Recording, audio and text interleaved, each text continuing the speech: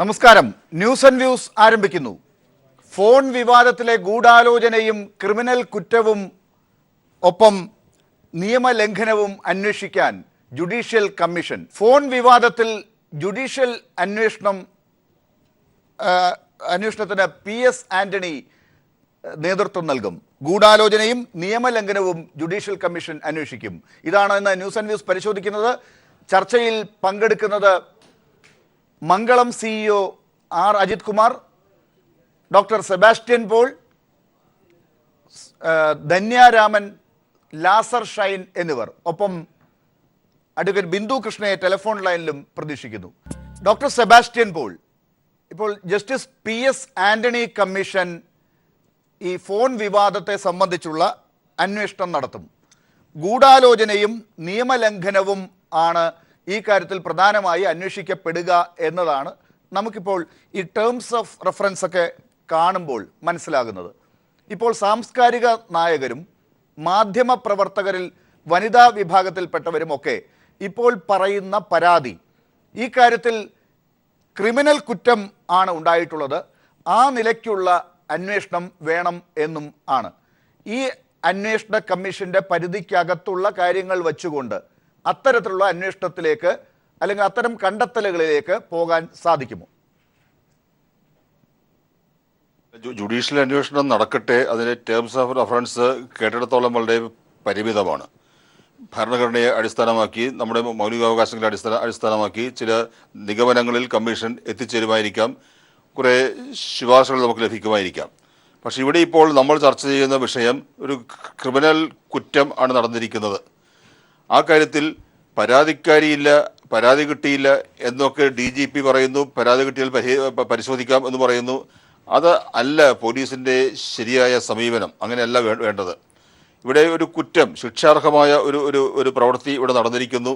അത് കേരളത്തിൽ ഇതൊരു പൊതു ചർച്ചാ വിഷയമാണ്. എല്ലാ ചാനലുകളിലും പത്രങ്ങളിലും ഒക്കെ വന്നിരിക്കുന്നു. പോലീസ് പരാതി ഇല്ലെങ്കിൽ പോലും സ്വമേധയാ കേസ് രജിസ്റ്റർ ചെയ്യേണ്ട ഒരു വിഷയം ഇവിടെ ഉണ്ട്.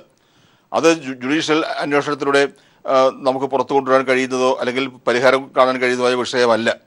ഇവിടെ വേണ്ടത് ഒരു സത്യസന്ധമായ രീതിയിലാണോ ആ ചാനൽ ആ വിവരങ്ങൾ പുറത്തുവിട്ടത് എന്ന കാര്യത്തിൽ വ്യക്തത ആവശ്യമുണ്ട്. മന്ത്രി രാജിവെച്ചതുകൊണ്ട് ആ വിഷയം അവസാനിക്കുന്നില്ല.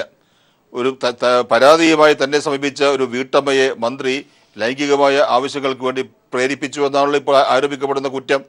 അത് വീട്ടമ്മ തന്നെയാണോ, അത് പരാതിക്കാരിയാണോ, അവർ മന്ത്രിയെ എന്തിനു സമീപിച്ചു തുടങ്ങിയ കാര്യങ്ങളൊക്കെ നമുക്ക് അറിഞ്ഞേ മതിയാകൂ.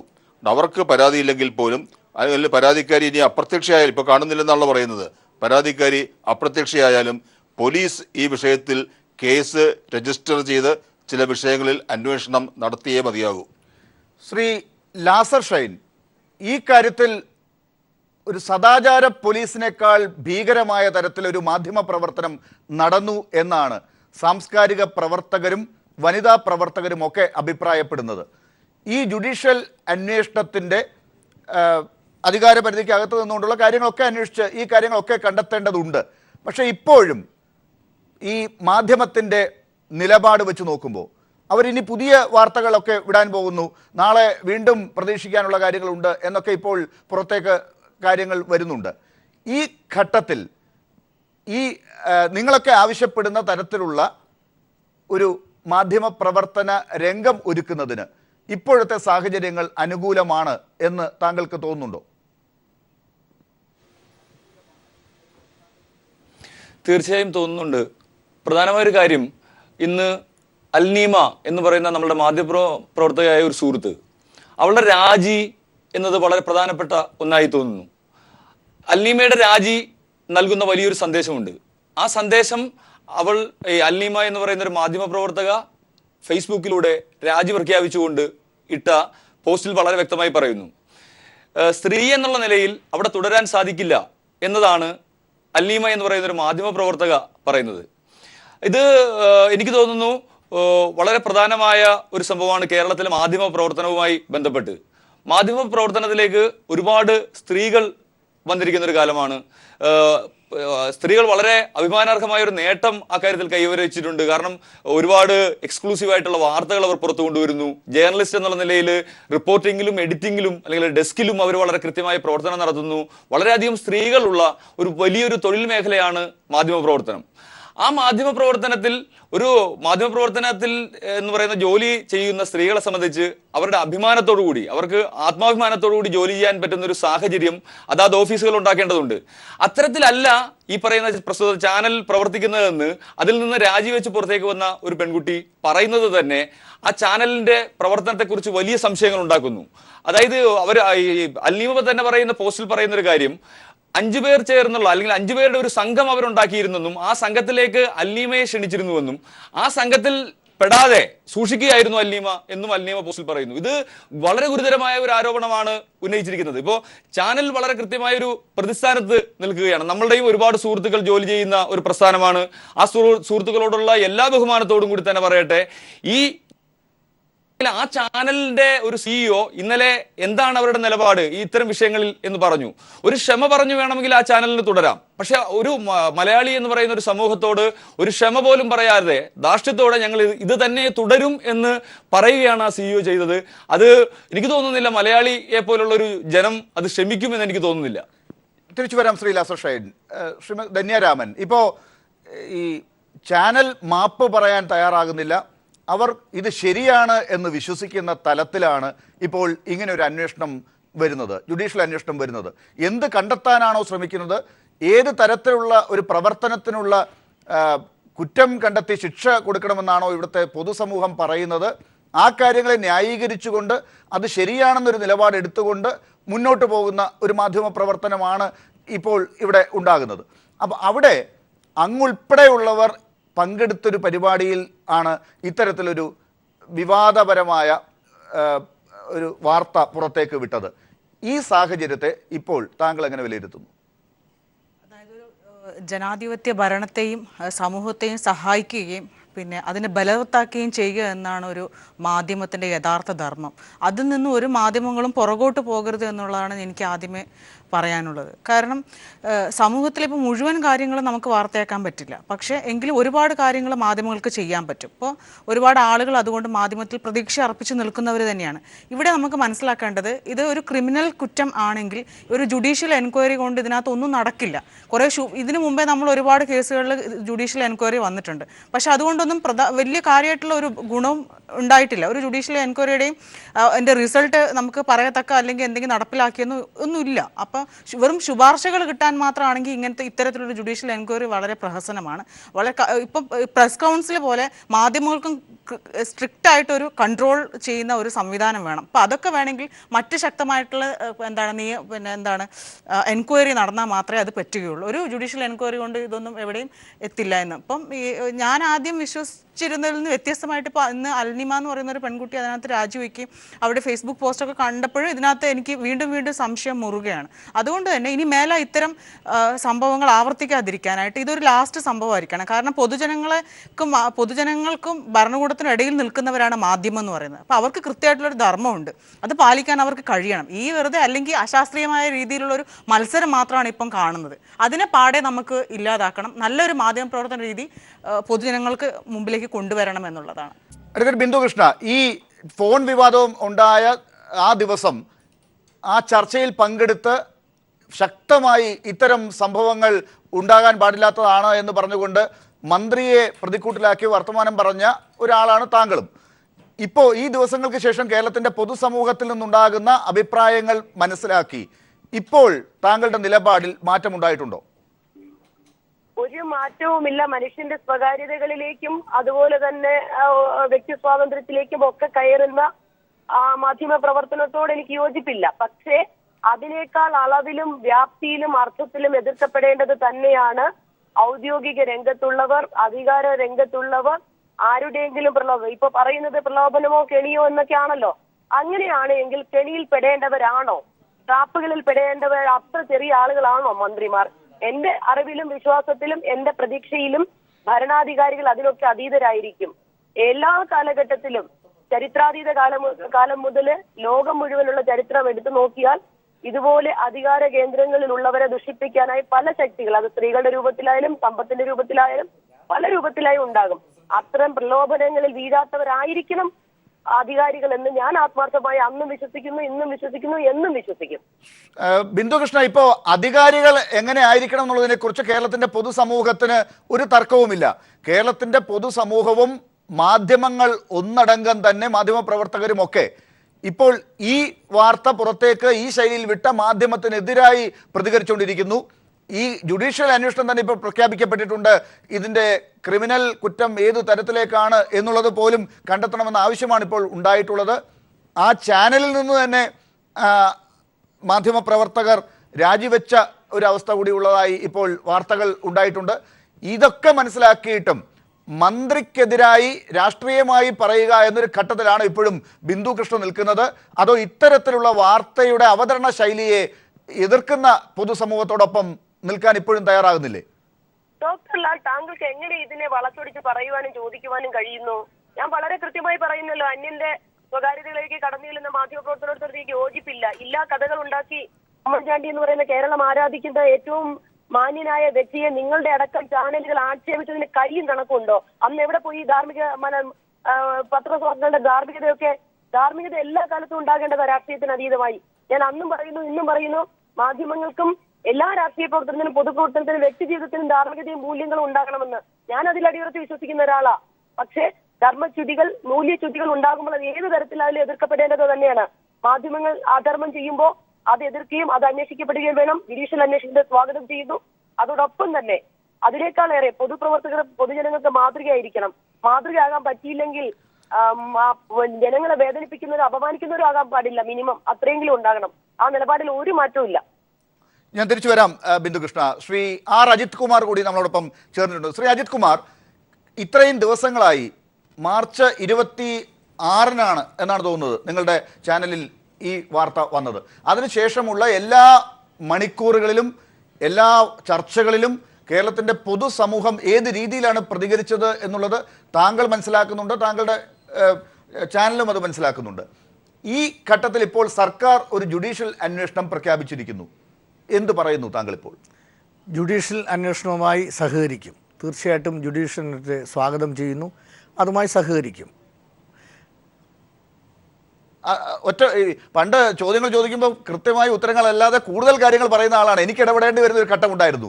ഇപ്പോൾ കൃത്യമായി അളന്നു തൂക്കി മാത്രം മറുപടി പറയുന്ന ഘട്ടത്തിലേക്ക് എത്തിയോ ശ്രീ അജിത് കുമാർ ഈ ഒരു അനുഭവം? അല്ല ലാല, ഇതിനകത്ത് പ്രധാനം ഒരു മന്ത്രി ഏത് സ്ത്രീയോട്, ഒരു പ്രോസ്റ്റിറ്റ്യൂട്ടിനോടാണെങ്കിൽ പോലും ഈ തരത്തിൽ സംസാരിച്ചാൽ അത് വളരെ ഗംഭീരം, അത് വളരെ മിടുക്ക്, അതൊക്കെ ആണുങ്ങളിങ്ങനെയൊക്കെ സംസാരിക്കും, അത് തെറ്റല്ല. പക്ഷേ അത് പുറത്തു കൊണ്ടുവന്ന ചാനൽ ഏതാണ്ട് മഹാ അപരാധം ചെയ്തു എന്ന് ചിന്തിക്കുന്ന ലാൽ ഉൾപ്പെടെയുള്ള ആൾക്കാരോട് ഞാൻ എന്താ പറയേണ്ടത്? ശ്രീ അജിത് കുമാർ, അതിനകത്തൊരു കൃത്യമായ ചോദ്യമുണ്ട്. അതായത് ഒരു ചാനൽ ഇത്തരത്തിലൊരു ശബ്ദരേഖ കിട്ടിയാൽ കൊടുക്കണോ വേണ്ടയോ എന്നുള്ളതിലല്ല തർക്കം. താങ്കളുടെ ചാനൽ ഒരു നല്ല വാർത്ത അല്ലെങ്കിൽ ഒരു ശ്രദ്ധിക്കപ്പെടുന്ന വാർത്ത എയർ ചെയ്തുകൊണ്ട് തുടങ്ങാൻ കാത്തിരിക്കുകയാണ്. അങ്ങനെ ഉള്ള ഒരു ഘട്ടത്തിൽ ആ ചാനലിൻ്റെ ഒരു പ്രവർത്തനത്തിൻ്റെ ഭാഗമായി ഉണ്ടാക്കപ്പെട്ട ഒരു വാർത്ത എന്നുള്ളതാണ് ആരോപണമായി വന്നിട്ടുള്ളത്. അത്തരത്തിലൊരു വാർത്തയിലൂടെയാണോ നിങ്ങളുടെ ചാനൽ വന്നത് എന്ന ചോദ്യം ഉയരുമ്പോഴാണ് ഈ ആരുടെ ഭാഗത്താണ് ധർമ്മം എന്നത് ചോദ്യം ചെയ്യപ്പെടുന്നത്. ഒന്ന്, 10 മണിക്ക് തുടങ്ങിയ വാർത്ത ഇതായിരുന്നില്ല, മറ്റു വാർത്തയായിരുന്നു. മറ്റൊന്ന്, ഉണ്ടാക്കപ്പെട്ട വാർത്ത അല്ല, ഞങ്ങൾ ഉണ്ടാക്കിയിട്ടില്ല, സ്റ്റിംഗ് ഓപ്പറേഷൻ നടത്തിയിട്ടില്ല, ഹണി ട്രാപ്പ് നടത്തിയിട്ടില്ല, ഫോൺ ചോർത്തിയിട്ടില്ല. ഇത് ആവർത്തിച്ച് പറഞ്ഞിട്ടും മനസ്സിലാകത്തില്ലെങ്കിൽ ഞാൻ എന്താ ചെയ്യേണ്ടത്? ഇത് ആവർത്തിച്ചിട്ട് ഇത് മൂന്നും ചെയ്തിട്ടില്ല. ഇതാർക്കാണ് മനസ്സിലാവാത്തത് ശ്രീ അജിത് കുമാർ? താങ്കളുടെ ചാനലിൽ നിന്ന് ഇന്ന് രാജിവെച്ച അൽനിമ പറയുന്ന കാര്യങ്ങൾ അവർക്ക് പോലും മനസ്സിലാകുന്നില്ല. ഈ കാര്യങ്ങൾ അവിടെ പ്രവർത്തിക്കുന്ന അൽനിമ പറയുന്നത്, ഇന്നിപ്പോൾ ഈ ചർച്ചയിൽ പങ്കെടുത്ത അതിഥികളും ചൂണ്ടിക്കാട്ടിയത് അതാണ്. ഈ അൽനിമയെ പോലും 5 പേരടങ്ങുന്ന ഒരു ഇൻവെസ്റ്റിഗേഷൻ ടീമിലേക്ക് പ്രത്യേക അജണ്ടയോടുകൂടി ഏർപ്പാടാക്കിയപ്പോൾ അവരെ നിയോഗിച്ചപ്പോൾ അത് പറ്റില്ല എന്നാണ് അവർ പറഞ്ഞത്. ഇത്തരത്തിലുള്ള മാധ്യമപ്രവർത്തനം ആണോ അവിടെ നടക്കുന്നത്? ഇത് മനസ്സിലാക്കാൻ 1 വർഷം എടുത്തില്ലേ? 1 വർഷം. ഇന്ന് വരെ അൽനിമയുടെ രാജിക്കത്ത് കിട്ടിയിട്ടില്ല, രാജിവെച്ചിട്ടില്ല. ഇപ്പോഴും എന്നെ സംബന്ധിച്ചിടത്തോളം അൽനിമ മംഗളം ടെലിവിഷൻ്റെ ജീവനക്കാരിയാണ്.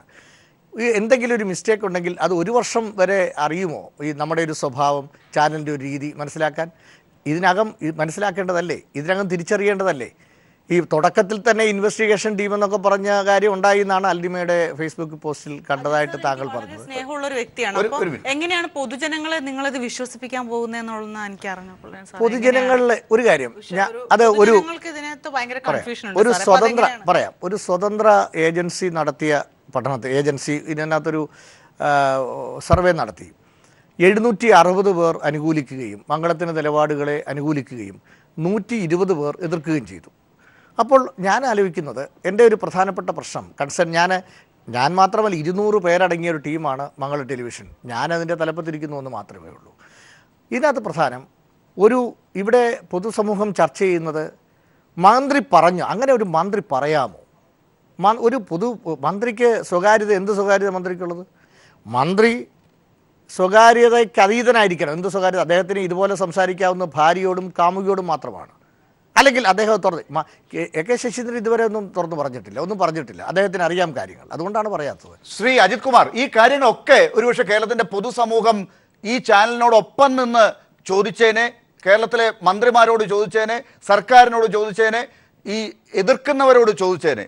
പക്ഷേ നിങ്ങളോട് ഇപ്പോൾ അത് ചോദിക്കാൻ പറ്റാത്തത്, ഇതിന് കൂടെ നിൽക്കാൻ പറ്റാത്തതിന് കാരണമായി വന്നിരിക്കുന്നത് ആരാണ് ഈ പരാതിക്കാരിയായ സ്ത്രീ?